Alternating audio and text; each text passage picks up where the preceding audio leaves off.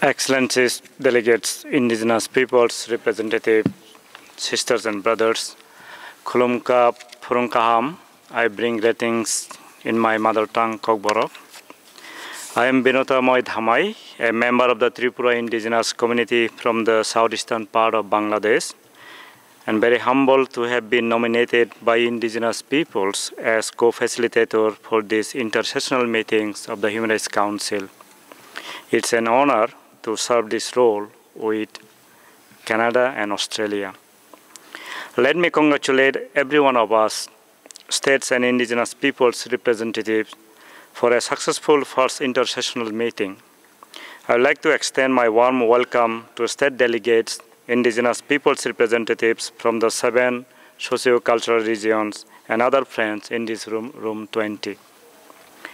Allow me to briefly touch upon why we are gathered here today in this second intersessional meeting. At the heart of our meeting lies a profound truth. Participation is the cornerstone of human rights and dignity. As indigenous peoples, we carry within us the legacy of ancient civilizations. Our contributions to human history stretch back far beyond the concepts of colonization, decolonization, and even the modern nation state.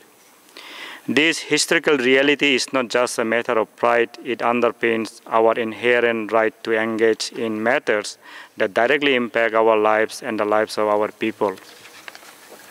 The UN Declaration on the Rights of Indigenous Peoples enshrines principles that speak to our very essence as human beings. These are not mere words on paper, but affirmations of our humanity, our dignity, and our right to exist and thrive. The Declaration reflects general principles of international law. The Human Rights Council and the UN General Assembly overwhelmingly voted in favor of the Declaration, fostering a consensus between the states and indigenous peoples to advance, protect, and promote these rights.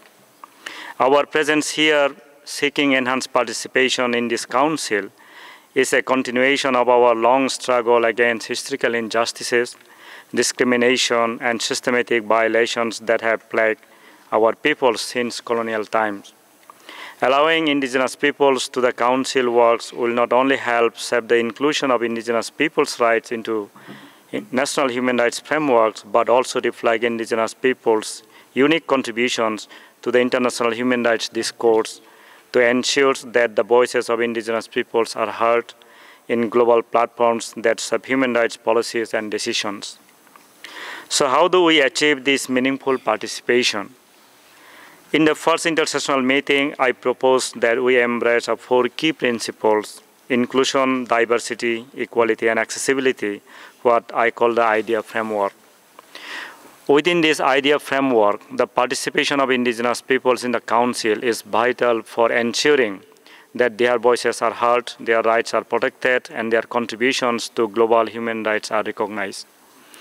It empowers indigenous peoples to advocate for their specific rights, promote self-determination, protect their cultures, address historical injustices, and build national and international solidarity. In an increasingly interconnected world, the inclusion of indigenous peoples in global decision-making processes is not only a matter of justice, but also a prerequisite for achieving a more equitable, sustainable, and inclusive future for all. Now, what concrete steps can we take to move forward?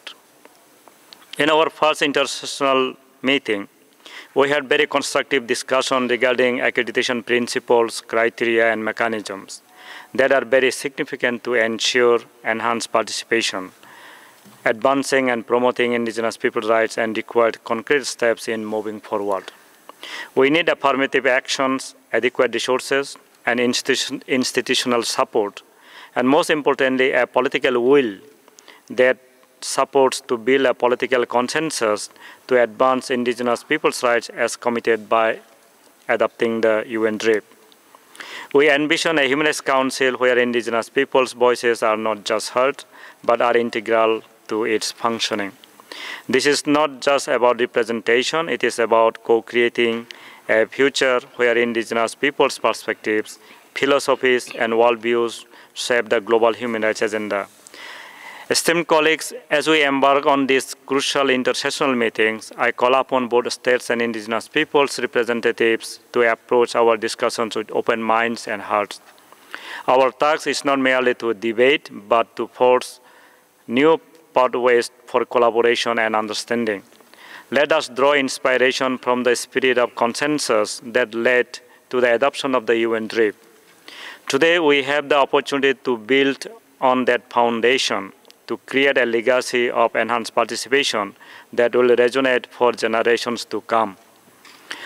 I urge you all to share constructive and concrete proposals. Remember, every idea shared, every suggestion made has the potential to transform lives and uplift communities. Let our discussion be guided by wisdom, empathy, and a genuine desire for progress. Together, we can create a council that truly represents the diversity of our world and upholds the rights of all peoples. I look forward to our productive dialogues over the next 2 days as we work together to shape a more inclusive and just future for all. Kulumka Hambai Malaino, thank you.